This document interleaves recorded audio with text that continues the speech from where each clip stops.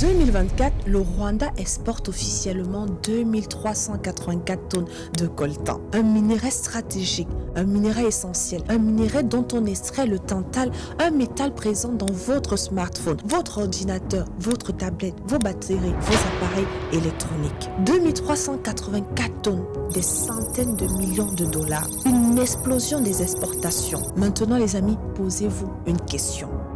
Une question toute simple. Comment un pays qui produisait 40 tonnes en 1994 peut multiplier ses exportations par 60 en 30 ans? Alors que selon des géologues, des experts miniers, des analystes de commerce international, sa production réelle ne couvre même pas 15% de ses exportations officielles. Voyez-vous le problème?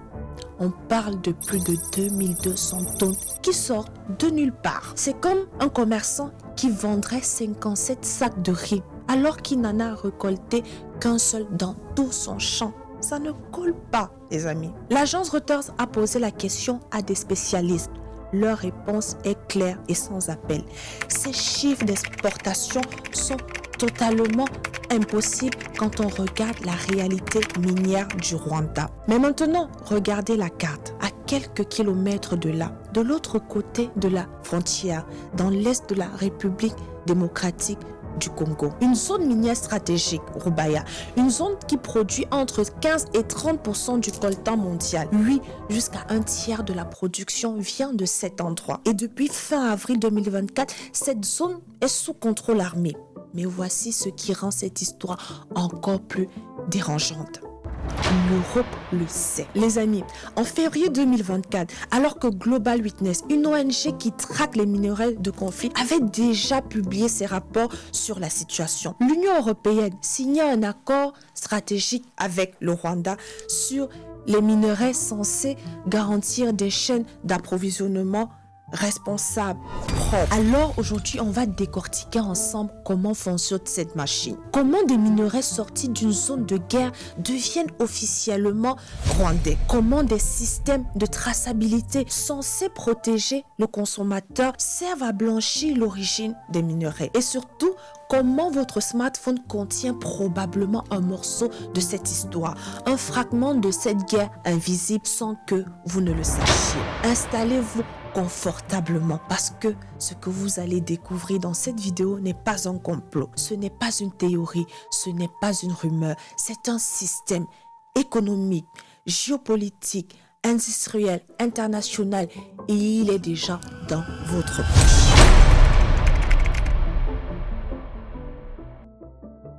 Commençons par le début. Qu'est-ce que c'est le coltan? Exactement. C'est un minerai rare qu'on retrouve dans le sol. Quand on le traite, on en tire le tantal. Un métal qui résiste à la chaleur, qui résiste à la corrosion, qui stocke l'énergie de manière très efficace. Votre smartphone n'a pas des kilos de tantal à l'intérieur, rassurez-vous. C'est juste quelques dizaines de milligrammes, parfois autour de 40. Mais multipliez ça par des centaines de millions d'appareils vendus chaque année dans le monde. Vous comprenez maintenant pourquoi ce minerai vaut de l'or. Un téléphone moyen contient une vingtaine de petits composants au tantal. Des condensateurs, c'est leur nom technique. Ces petits trucs invisibles qui font que votre écran s'allume, que vos applications tournent, que votre batterie tient la charge. Sans tantal, il n'y a pas de smartphone moderne, d'ordinateur portable léger, de matériel médical de pointe et aucune aviation moderne. Maintenant, regardons où se trouve ce minerai. La République démocratique du Congo produit environ 40% du coltan mondial. Et dans ce pourcentage, une seule zone change la donne, Rubaya, un bassin minier dans la province du Nord Kivu, qui à lui seul produit entre 15 et 30% du coltan de toute la terre, comme je vous l'ai dit en amont. Imaginez une seule zone minière qui alimente pratiquement un quart de la terre en ce minerai. Celui qui contrôle Rubaya ne contrôle pas juste une mine, il tient le robinet. Et c'est exactement ce qui s'est passé en mai 2024. Le M23, un groupe rebelle dont l'ONU documente depuis des années les liens avec le Rwanda, prend le contrôle de cette zone. À partir de ce moment-là, les revenus décollent. D'après les sources de l'ONU, le M23 génère au moins 800 000 $ par mois grâce aux taxes qu'il impose sur la production, sur le transport, sur le commerce du coltan. 800 000 $ chaque mois, rien qu'avec une seule mine. Avec 800 000 $ par mois, vous payez 2000 soldats au Congo. Vous achetez des armes pour équiper une petite armée. Vous construisez 10 écoles neuves. Mais là, cet argent finance la guerre. Seulement voilà, ça ne s'arrête pas là. En janvier 2025, le M23 prend Goma, la capitale provinciale. Près de 2 millions d'habitants en comptant les déplacés. À ce stade, ce n'est plus juste une question de mine, c'est une question de route, de frontière. Parce qu'une fois que vous contrôlez le territoire entre la mine et la frontière rwandaise, vous contrôlez tout le flux. Et figurez-vous qu'en janvier 2026, alors que le monde continue de consommer ce minerai tranquillement, un glissement de terrain frappe Roubaïa. L'Associated Press, agence de presse américaine, rapporte des centaines de morts. Le bilan final dépasse les 400 victimes. Des tunnels creusés à la main, sans ingénieurs, sans sécurité, qui cèdent sous la pluie. Un ancien mineur témoigne. Il dit que les tunnels sont mal entretenus, que les accidents se répètent, que personne ne compte vraiment les corps. Des centaines de morts dans une mine qui finance la guerre. Des centaines de vies sacrifiées pour sortir un minerai qui finit dans nos poches. Maintenant, revenons à la question de départ. Si le Rwanda exporte 2384 tonnes alors qu'il ne produit qu'une fraction de ce qu'il exporte, d'où viennent les 2200 tonnes manquantes? Pour de nombreux observateurs, chercheurs et organisations internationales, une hypothèse revient constamment, celle de la contrebande. Mais ce mot tout seul ne dit rien. Ce qu'il faut comprendre, c'est comment ça marche. Comment un minerai, les amis, sorti du Congo en pleine guerre, devient officiellement rwandais. C'est exactement ce que nous allons voir maintenant.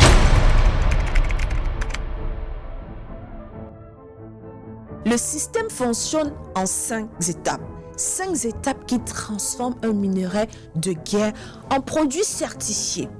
La première étape, l'extraction sous contrôle armé. Le M23 contrôle la mine de Roubaïa. Chaque sac de coltan qui sort paye une taxe. Chaque camion qui roule paye un droit de passage. Chaque transaction commerciale alimente la caisse du groupe armé. Ce n'est pas de la théorie. L'Associated Press l'a vu sur le terrain. L'ONU l'a confirmé dans ses rapports. Les revenus mensuels sont là, chiffrés, vérifiés. La deuxième étape, le transport vers la frontière. L'agence de presse Reuters décrit comment les minerais sont transportés vers le Rwanda, parfois la nuit, via des villes frontières tombées sous contrôle rebelle. Les camions chargés quittent Roubaïa. Ils traversent la zone où l'État congolais n'a plus aucune autorité. Ils franchissent la frontière sans contrôle réel. La troisième étape, le mélange. Et c'est là que ça devient intéressant. Une fois au Rwanda, les minerais venus du Congo sont mélangés à la production locale. Quelques dizaines de tonnes réelles, des centaines de tonnes de contrebande. Le tout ressort avec une seule étiquette. Origine Rwanda. Quatrième étape, les amis, la fausse traçabilité. Vous connaissez peut-être l'ISTIP, l'initiative pour la chaîne d'approvisionnement en étain, tantal et tungstène. Un système créé pour certifier que les minerais sont propres. Des sacs étiquetés, des numéros de traçabilité, des vérifications sur le terrain. En théorie, ce système devrait bloquer les minerais de conflit. Mais en 2022, Global Witness publie une enquête qui fait du bruit. Son titre, c'est Deisti Landromat. En français, la laverie Isti, littéralement. L'organisation accuse ce système de faire, dans certains cas, exactement l'inverse de ce qu'il est censé faire. Nettoyer l'origine des minerais venus de mines non validées, de mines contaminées par les milices, par le travail des enfants, par la contrebande, dans une zone précise qui s'appelle Zibira. Global Witness dit qu'en 2025, la majorité des sacs certifiés par l'ISTI ne correspondaient pas à la production des mines validées. Autrement dit, les amis, des sacs étiquetés propre contenait des minerais dont l'origine était fausse. Ici conteste, évidemment. L'organisation dit que les critiques ne montrent pas toute la réalité, que le contexte de guerre rend le travail difficile, que le système n'est pas parfait, mais qu'il reste nécessaire. De son côté, la Responsible Minerals Initiative, une organisation qui évalue les systèmes de traçabilité, a retiré l'ISTI de sa liste de mécanismes approuvés. Un signal fort, les amis. La confiance dans le système a pris un coup sérieux. La cinquième étape, qui achète? Et c'est là qu'on touche au cœur du système.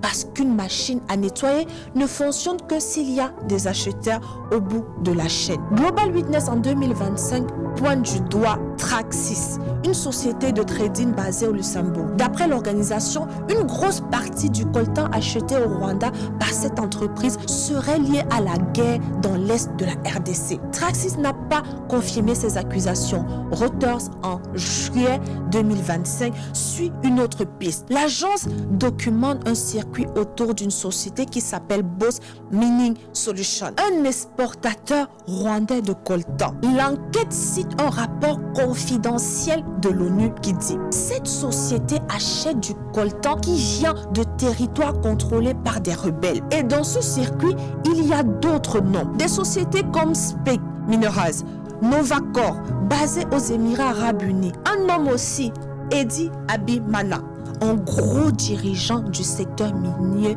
au Rwanda. Des circuits commerciaux qu'on peut tracer, des flux documentés, des connexions qu'on peut vérifier. Et ce qui rend cette enquête encore plus solide, c'est qu'elle ne vient pas seulement de journalistes ou d'ONG. Fin 2025, un groupe d'experts de l'ONU rapporte quelque chose d'important. Dans le cadre de la conférence internationale sur la région des Grands Lacs, une organisation régionale africaine, une commission spéciale a été créée. Son but, enquêter sur la contrebande de minerais entre la RDC et le Rwanda depuis 2022. Mettre noir sur blanc ce qui se passe vraiment. Le Rwanda s'y oppose. Vous voyez le tableau, les amis. Ce ne sont plus juste des rumeurs, ce sont des faits documentés par plusieurs sources indépendantes, des rapports de l'ONU, des enquêtes de terrain, des données commerciales, des témoignages recoupés. Et pendant que cette machine tourne, vous vous posez probablement la question comme moi. Que fait l'Europe pendant ce temps?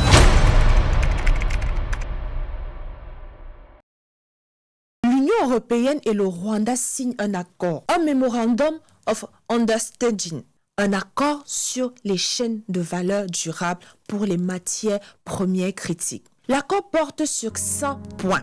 Des chaînes de valeur responsables, une production durable, des infrastructures, de la recherche, du renforcement des capacités. Sur le papier, tout semble parfait. Un partenariat gagnant-gagnant. L'Europe sécurise son approvisionnement en minerais stratégiques. Le Rwanda développe son industrie minière. Mais tenez-vous bien, Global Witness avait déjà publié son rapport Deity Laundromat en 2025, dont on a parlé plus haut. Les circuits de nettoyage étaient documentés. Les flux de contrebande étaient décrits. Les connexions entre le M23 et les exportations rwandaises étaient établies. Février 2024, l'Europe signe quand même. Certes, l'Union européenne a une réglementation sur les minerais de conflit, un règlement qui existe depuis 2021. Ce règlement oblige les entreprises qui importent ces minerais à vérifier d'où ils viennent. C'est censé être obligatoire. Sur le papier, les protections existent, mais les ONG et plusieurs enquêtes disent que cela ne tient pas, que les vérifications sont insuffisantes, que la traçabilité est du cinéma dans un contexte de guerre. Et figurez-vous qu'en 2025, les choses bougent. Le Parlement européen adopte une résolution qui demande la suspension immédiate de l'accord UE-Rwanda. Le texte est clair. Il dit « Ces minerais qu'on appelle rwandais, en vrai, ils viennent de zones contrôlées par des rebelles. » La résolution met une condition pour reprendre le partenariat. Le Rwanda doit retirer ses forces. Il doit arrêter de mettre son nez dans l'est du Congo. Mais ce n'est pas tout. En décembre 2024, la République démocratique du Congo dépose des plaintes contre des filiales d'Apple en France, en Belgique. L'accusation être liée à des minerais de conflit via des chaînes nettoyées. Apple conteste. L'entreprise dit qu'elle a demandé à ses fournisseurs de suspendre l'approvisionnement depuis la RDC et le Rwanda. Pourquoi? Parce qu'il est impossible de faire des vérifications fiables en pleine guerre. Apple dit qu'elle ne peut pas vérifier. La RDC dit qu'Apple ferme les yeux. Entre les deux, il y a des milliers de mineurs qui creusent à la main. Des centaines de morts sous les éboulements et des milliards de dollars qui circulent. Pendant ce temps, en 2025, les États-Unis tentent une autre approche. Reuters rapporte que des discussions explorent un scénario où des minerais congolais seraient officiellement traités au Rwanda.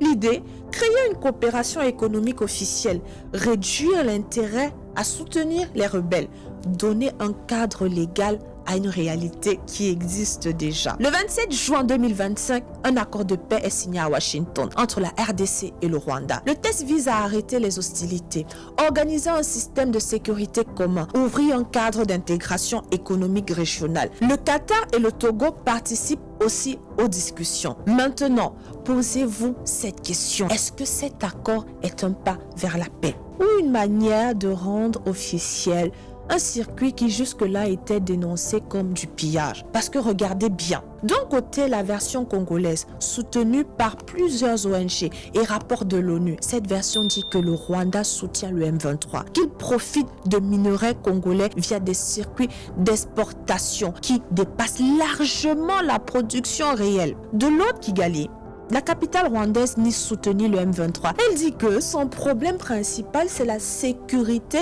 à la frontière. La présence de groupes armés liés à l'histoire du génocide de 1994. Elle conteste les récits qui présentent le pays comme un simple nettoyeur. Deux versions, deux histoires, deux logiques. Et au milieu, il y a des chiffres qui ne collent pas. 2384 tonnes exportées, moins de 100 tonnes produites. Le reste vient d'ailleurs. Mais d'où? Telle est la question qui dérange. Si vous deviez retenir une seule image de toute cette histoire, ce serait peut-être celle-ci. Un enfant qui aide son père à porter un sac de pierres lourdes, les mains sales, les vêtements déchirés, les pieds dans la boue. Et juste après, vous ou moi, assis confortablement dans un canapé, un café à côté, en train de regarder des vidéos sur votre téléphone. Le même minerai, deux vies, deux mondes. Le minerai quitte un sol en guerre, il traverse une frontière, il change de nom, il change de couleur administrative, il passe par des systèmes de certification censés garantir qu'il est propre. Et puis, il devient un composant si petit qu'on ne le voit même plus. Alors aujourd'hui, la vraie question, ce n'est pas de savoir qui a raison entre Kinshasa et Kigali. Ce n'est pas de choisir un camp. La vraie question, c'est celle-ci. À quel moment exactement le coltan cesse-t-il d'être congolais? Au poste frontière, quand un camion franchit la ligne. Au moment où on le mélange avec d'autres sacs. Quand on lui colle une étiquette de traçabilité. Quand il est raffiné dans une usine certifiée. Ou seulement quand il disparaît dans un condensateur si minuscule qu'on oublie même qu'il existe. Parce qu'au fond, ce qui se joue ici, ce n'est pas juste une histoire de minerais, c'est une histoire de responsabilité. Et la question qu'on doit tous se poser, c'est celle-ci. Où commence vraiment notre part de responsabilité dans cette chaîne? Vous avez la réponse dans vos poches. Si cette vidéo t'a parlé, n'hésite pas à t'abonner, à partager et à me donner ton avis en commentaire. La chaîne est nouvelle, alors grandissons ensemble. Bye bye.